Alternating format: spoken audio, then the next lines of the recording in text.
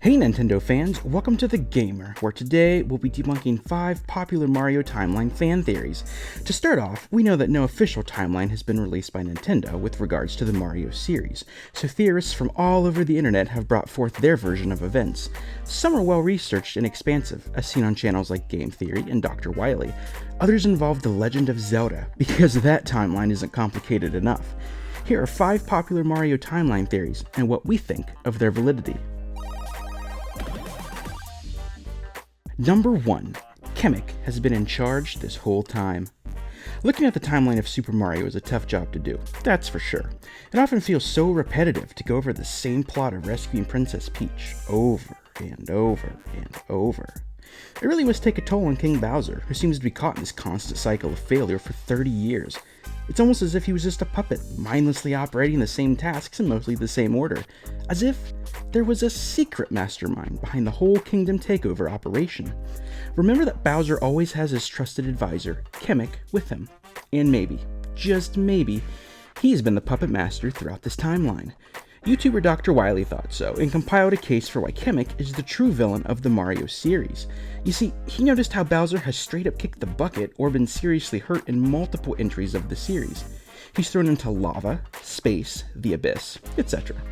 And yet, like magic, Bowser returns to the fray, good as new. And yes, it's because of magic. Kamek is a powerful magic Koopa, which is a subvariant of your average Koopa. Among other mystical powers, Kamek can summon the undead and control minds. His first appearance in Yoshi's Island shows him taking care of baby Bowser, with no parents in sight. It's implied that Kamek may have created Bowser himself, and raised him to be a brainwashed puppet king. And if something happens to the Koopa King, no problem. All Kamek needs to do is stir up a few magic spells or potions, and then BAM! Bowser's back, baby! But not as a baby, just Bowser. Don't ask. The theory goes on to say that Kamek's intention is to rule the Mushroom Kingdom secretly, so as to not draw attention to himself. He wants Bowser and Peach to unite as joint rulers, reducing any chaos or rebellion that may happen without the princess around. We think this theory sounds pretty intriguing, what with all the repeated amounts by Bowser seeming so strangely monotonous. However, here's why it's wrong. Kamek has shown unwavering loyalty and subservience to his Lord Bowser. There has never been one shred of evidence to suggest treachery. It's more than words as well. It's actions. Kamek has actually sacrificed himself to keep Bowser safe. In Mario and Luigi Dream Team's ending battle, a gravely wounded Kamek uses his last spell to revive a downed Bowser rather than escape to claim the Koopa Kingdom for himself. That's true loyalty, folks. If there was a chance to be a conniving backstabber, that was it. As cool as this twist might be, it's debunked. Number 2. The Legend of Zelda connects to Mario's timeline. Okay, let's get into some crazy off-the-wall stuff. There's a fan theory going around the internet that the Mario timeline fits directly into the Legend of Zelda timeline. It was summarized nicely by Sam Stone on CBR.com. To start this theory, we need to delve into the story of Link. The Legend of Zelda's timeline begins in Skyward Sword, where a magical cycle is produced. The evil demon Ganon tries to take over the world, Princess Zelda and the hero Link must work to stop him, Ganon is defeated, but comes back thousands of years later to do it again. Then new people named Link and Zelda stop him, and this cycle repeats many times, until the events of Ocarina of Time, where several storylines emerge from the events of that game. One timeline takes place in a world where Ganondorf, the Gerudo incarnation of Ganon, defeats Link. Another timeline branches when Child Link goes back in time to warn Child Zelda. The last timeline, the one we will focus on, follows a world in which Ganondorf was imprisoned, but Link leaves his timeline unprotected. This leads to the cel-shaded world of Wind Waker, Phantom Hourglass, and Spirit Tracks. The theory states that after the vast oceans of the storyline receded, the world was therefore renamed the Mushroom Kingdom.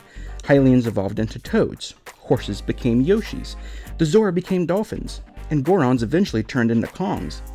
Then the Mario timeline begins as Peach was the reincarnated Zelda, Bowser was the reincarnated Ganon, and Luigi was the reincarnated Link. Yep, Luigi has the Triforce of Courage. This theory has its basis in the Super Mario Bros. Instructional booklet, which Redditor Hero of Time used when he first posted the theory. It described Bowser as king of a tribe known for black magic. Sounds a lot like Ganon, right? As for the evolution aspect here, it's actually backed up by events in the Zelda series. Many creatures evolve into different species over the course of generations, and for this theory to work, we have to assume that natural selection works quicker than in the real world. So would it be that much of a stretch to say that the human-like Hylians branched off into multiple species, that being toads, humans that live in Metro Kingdom, and whatever the heck the Mario Brothers are? Well, yes, it is a stretch. So here's why it's wrong. In fact, Hylians shouldn't need to evolve at all. In Spirit Tracks, we see that the sea is already receding.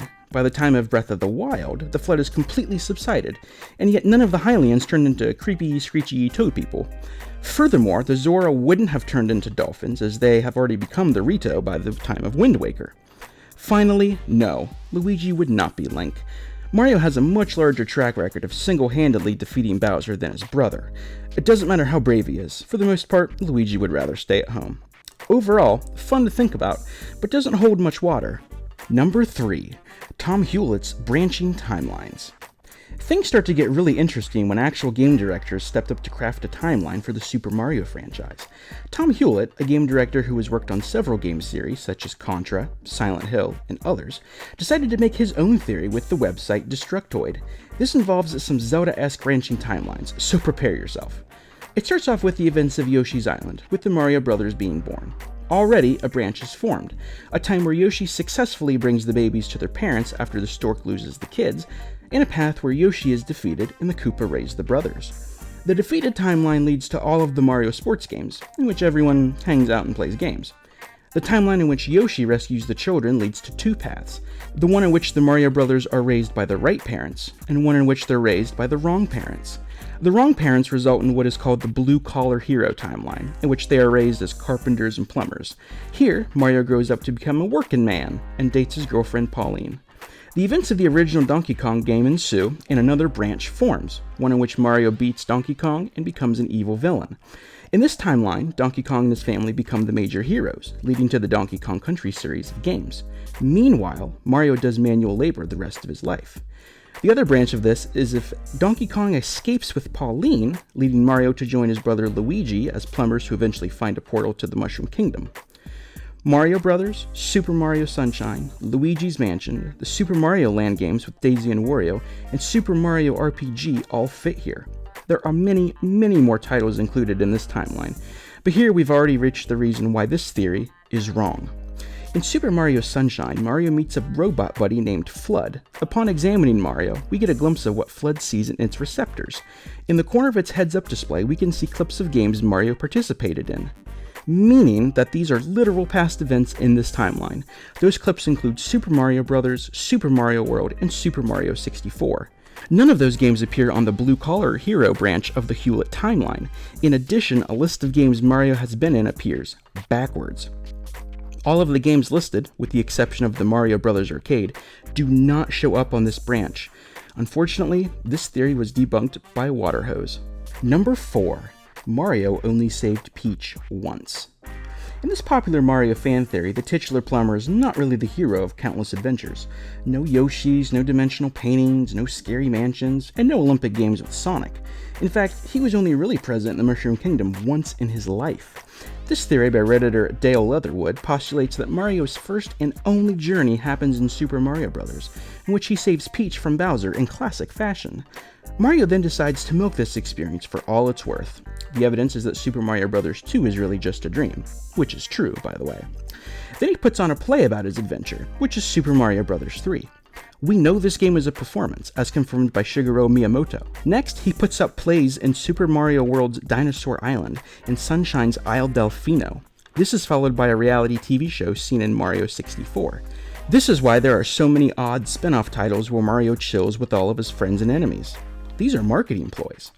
This includes Yoshi's Story, a children's book, and Super Mario RPG, a canon role-playing game.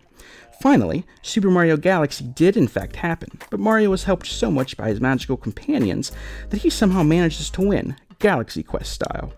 We're on board with some of this theory, as it would explain some of the odd additions of dream sequences, TV cameras, performance stages, and storybook aesthetics. Except here's why it's wrong.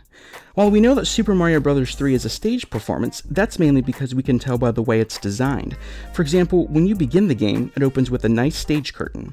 When you reach the end of a level, you walk off set and into a black screen.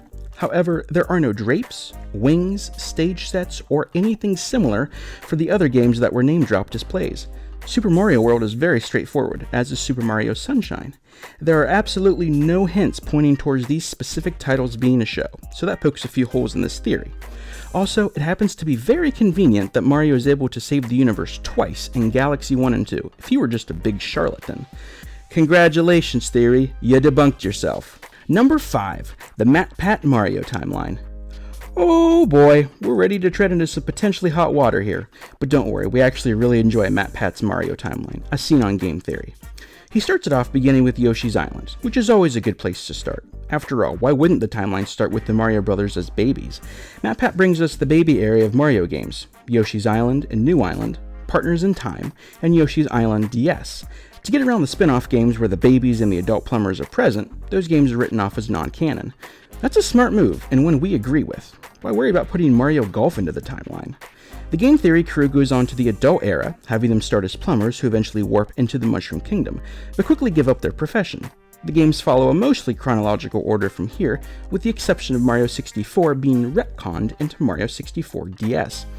We can keep going, but you can see that the bulk of the timeline works well enough. So why would we want to pick apart this theory?